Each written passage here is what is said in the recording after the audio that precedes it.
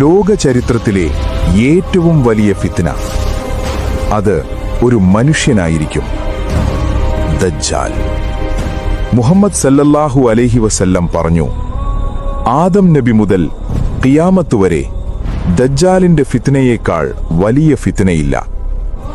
ദജ്ജാൽ ഒരു കണ്ണ് കുരുടനായിരിക്കും. അവന്റെ നെറ്റിയിൽ ഒരു വാക്കെഴുതിയിരിക്കും, കാഫിർ.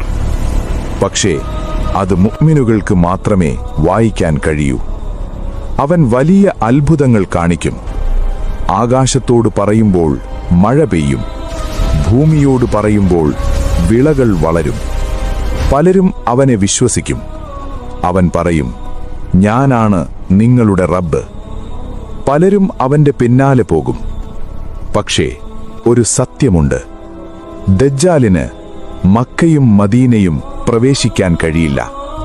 അല്ലാഹു ദജ്ജാലിന്റെ ഫിത്നയിൽ നിന്ന് നമ്മളെ കാത്തുരക്ഷിക്കട്ടെ.